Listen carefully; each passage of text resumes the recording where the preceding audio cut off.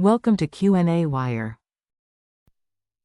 To calculate the equilibrium constant for the following reaction, and we're asked to use the ALEKS Data resource in order to get the correct values.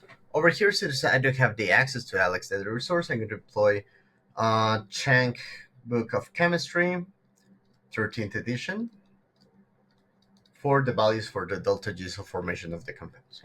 So first of all, remember that the equilibrium constant is related to the standard delta G of the reaction as minus RT logarithm of the equilibrium constant.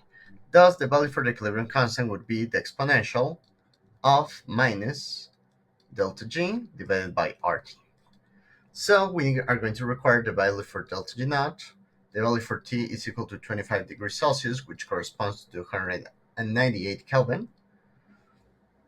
And with this, we can proceed. Of course, the value of R is going to be 8.314 joules per mole Kelvin. So the delta G for this reaction is going to be equal to the delta G standard of formation of the acetic acid, H3, in the liquid phase, minus the delta G standard of formation of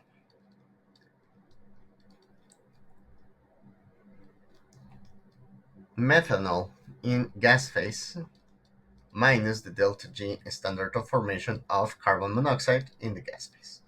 So the values that I find here are for carbon monoxide, the value is equal to minus 137. Let me put it over here. Minus 137.3 kilojoules per mole. For acetic acid is going to be equal to minus 389.45 kilojoules per mole. And for methanol in the gas phase is going to be minus 166.3 kilojoules per mole. So over here, just verify that the values coincide with the ones provided in the ALEKS data table. In the case that they do not, just apply this procedure in order to get your final answer. Okay, so with the information that I have, the delta G for the reaction would be equal to minus 85.85. With this, the value for the equilibrium constant would be the exponential. Of course, this would be kilojoules.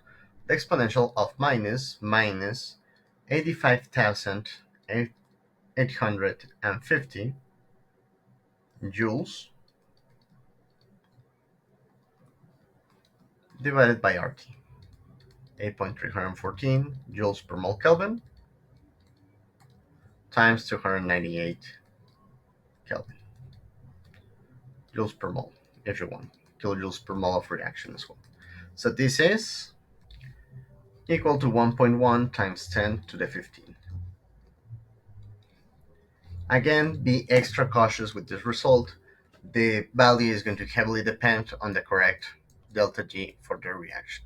So plug in the values for the ALEKS data table, because otherwise the result is going to be incorrect.